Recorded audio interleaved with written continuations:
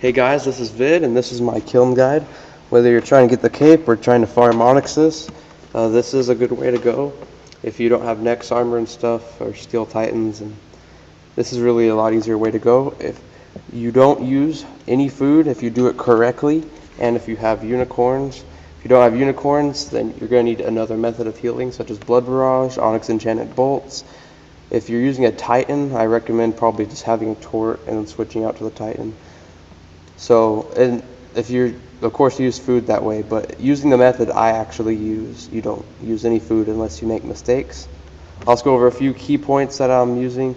I use polypore for the most part for my mage. I have armor runes for the boss, but I actually only use it to speed it up. It's not required. You can do it without it. I have overloads, of course. If you don't have overloads, you can probably just do it for extremes. I would get an extreme strength or super strength, extreme attack, super attack, or extreme range, or a regular range pot, and use them sparingly. It won't go as fast, but you could probably pull it off. I have the enhanced Excalibur for my special weapon. It heals a lot. You can get a regular enhanced Excalibur instead of the elite one that also heals. If not, you can get a Saradomin God sword. I have 4 super restore. You can use super prayers or regular prayers. If you use regular prayers, I recommend probably getting another one. This prayer potion, I end up wasting it and dropping it. I just have it just to have it. You don't have to have this spot. You can put whatever you want there. I am using Armadillo, but you can do perfectly fine in Corils or Black D'hide. Ganodermic is really helpful. The Arcane Stream for using Mage. Dreadnips help speed up kills a lot. They'll help you get through the kill. I'm using RD Cape because it gives the stab, mage, and prayer bonus. It's good all around. You can use pretty much any cape you like. You can switch out the Fury for Glory. I use the Slayer helmet because it gives range and magic attack. Tokal Zog is 10% boost to damage on these, plus 4 attack and everything. I use a Dragonfire Shield for the defense because I'm also tri-breeding. That's why I'm not using a defender. Chaotic Shield would do just as fine. Blessed Spirit Shield, anything to that nature would be perfectly fine. If you have a probably under 90 range, I recommend using Emerald Enchanted Bolts. It'll help speed it up a lot.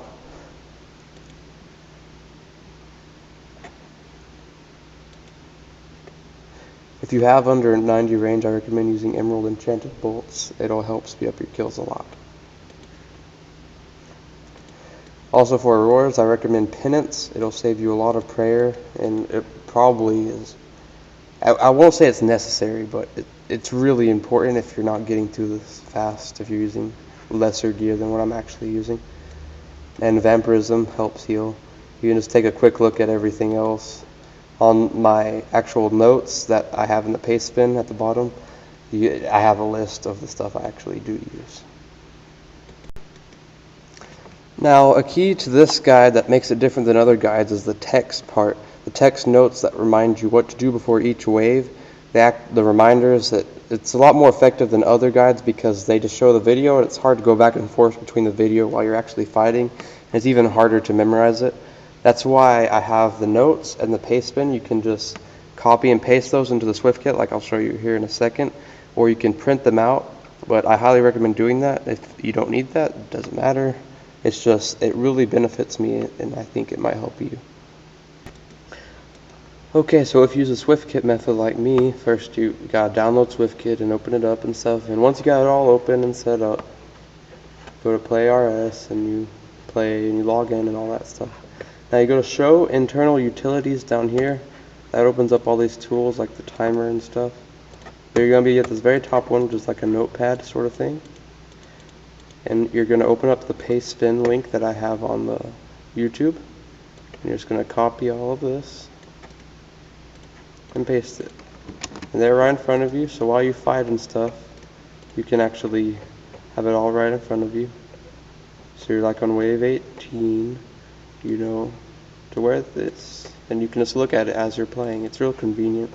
Makes it a whole lot easier to remember while you're doing it. Again, you can still just print it out. That's easier. And you don't even have to do this. It's just, it makes it easier for me, so I assume it'll be easier for other people. Okay, so now that we have all that and you have your notes ready to use while you do the fight kiln, you can go ahead and quick start it. Now I'll show you all the safe spots that I mentioned in my notes. when my notes say the southwest or the southeast corner or something, you just go to the corner. You want to be on the other side of the wall. So if it says like southeast corner, you're just going to walk around here. It doesn't really matter where you stand, you just want to be on the other side of this wall, which is actually the L safe spot. When it says the L safe spot, you want to stand inside of here. This is actually where you stand. Now, of course, if you look at the notes for the first few waves, you just pray range and you kill these. You don't even have to pray range, really. It's just because I have this extra range pot that I drop whenever I pick up the invulnerability crystal. So I just freely waste prayer. Okay, now crystals are vital to finishing this because the invulnerability crystal and the magic crystals are really important. So I summoned my first unicorn to pick up the invulnerability crystal. I said that wrong earlier about the prayer potion. I actually dropped the prayer potion and pick up the magic crystal. Now at the end of wave 3, there will be a restoration crystal on the ground. You do not have to pick it up. It's entirely optional, only if you have the space. I usually do not pick it up, actually, unless my prayer pot is out. I probably will pick it up, though, just because this is about to be empty anyway. The restoration totally refills your prayer and your HP, so it's actually pretty useful. But you do not have to have it. It's not required. The only 2 crystals that are absolutely necessary are the invulnerability and the magic crystals. The other ones are completely just to help you move along. You don't need them. Okay, so when you do wave 4, of course you melee all the rangers first, and then you range all the mages. The combat triangle is important in the Kiln if you want to move quickly. I obviously don't have time right anymore, but you want to use dread nips when you can on the mages because they do take a little bit longer to kill.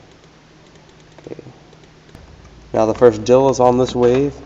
You should know how to kill the dill, but I think you actually can get to the Kiln without having to do the dill quest, but I'll show you anyway.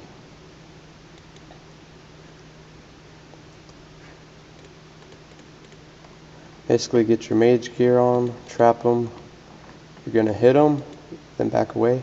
You can kill him with dread nips without actually having to fight him directly, but this is faster and not as much time wasting. You can soul split your health back if you need to. You do lag when you first use a polypore. You might want to keep that in mind. Anytime you're just now pulling out a polypore for the first time you logged in, there's a chance it's going to really mess up crystal. Wave 6 is the first one to use the elf safe spot. When you use the elf safe spot, you just stand right here. That's all you gotta do. You're gonna wait here for things to actually come. Things always come. There's several waves where you actually do this. You just wear your melee gear for this one. Quickly melee him. Might pray range if you can't have soul split if you're trying to conserve HP. I just don't care enough. Switch to your range gear, pray mage, and get all of these. Make sure to use rapid when you are ranging. I forgot to mention that. When you switch to polypore, it'll automatically switch it back to accurate, so you have to make sure to keep switching back to rapid. The key is to use the safe spots to be attacking as few of them as possible. The less you're attacking at once, the better. Okay, so this is wave 10, the first Jad wave. I'm not going to video myself killing the Jad because I do lag whenever I record for some reason. I guess I just have a crappy recorder. So you just go into this corner, you kill this ranger using melee, then you kill the Jad in whatever method you prefer doing. I like to use polypore. Why? I guess I just like having the Gano for the absorb. But anyway, I'm going to pause it while I kill the Jad. The Jad's going to be waiting just down over there, just behind that barrier. Okay, so I killed that Jad, but actually I had to log out after wave 7. In the middle of wave 7, I actually had to log out. So I came back, and if you remember what I said about polypore lagging the first time you use it when you log on, well, that's what happened. Yeah, and I did get hit pretty well, so I did have to drink a couple doses of brew, but I'm okay. I just got hit once, and after that lag, I was fine. At the end of wave 11, you get a Constitution Crystal. That's optional. If you have the space, pick it up. Go ahead. Don't waste anything just to make space for it. It's not worth it. Remember to, if you have dreadnips, to keep using them on the mages. Keep out of melee distance because they can melee you. And make sure to switch to rapid if you're not on rapid, because switching to the polypore will switch you off of rapid again. Wave 13, you keep up the same concept with the L spot, waiting for everything to come with you. Keep on following your notes on what to use. At the end of this one, there's another invincibility crystal. You technically only need one, but it's really good to have more than one just because I have had some points where I've misclicked. While I have the Jad trap while I'm killing other monsters, I misclicked, and the only thing that saved me was actually clicking on the invincibility crystal. I'll show you exactly where I did that. It was on a wave with a Ketzek and a Jad, and I would have died, and I was really far in, like an hour and a half in. So you do want as many invincibility crystals, or invulnerability crystals actually. Oh, I call them invincibility on the notes, but you should be able to tell what they are. Just really pay attention to on the notes where it has the crystals in parentheses. The invincibility and magic ones are the most important. At the end of 17, quickly grab the magic crystal and run it back to the L safe spot. Hopefully before the monsters spawn, because they do hit a lot.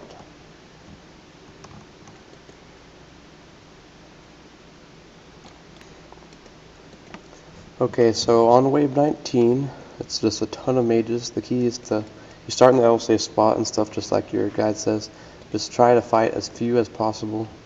Just the less you fight, the better, because you are praying mage, of course, but the hits, they add up fast. The hits through prayer if they're all attacking you. And there is a dill on this wave. Now wave 19 is a Jad, wave 20, I'm sorry. Wave 20 is a Jad wave. There is a ranged crystal there. If you want to grab it real quick, you can. I don't bother with it.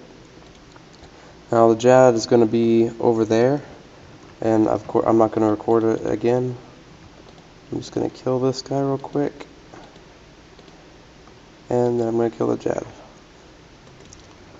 Okay, so the second Jad is down, and now comes the easy waves, 21 through 23.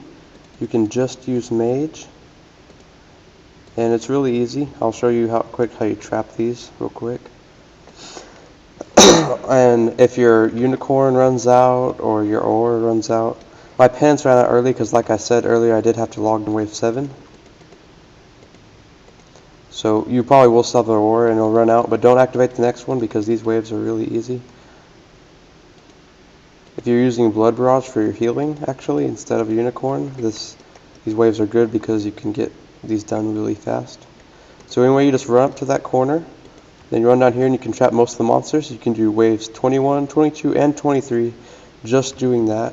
And then you can just mage them from afar. Pray melee if the larger ones, the stronger ones, actually get around and start attacking you. These ones are kind of low, so I'm not too worried. And these are relatively easy to kill. If you're using Dragonfire Shield or something like me, you can just take it off for the extra magic accuracy. Doesn't make too much of a difference, but I do it just because it makes me feel like I'm being more effective. But anyway, just do 21, 22, and 23 just like this. They'll just be different monsters. Okay, wave 24, it gets a little different. So, oh gosh. You might want to summon your unicorn back again. Okay, anyway, you see there's a ranger. So basically you just kill the ranger and then you trap all the meleeers again.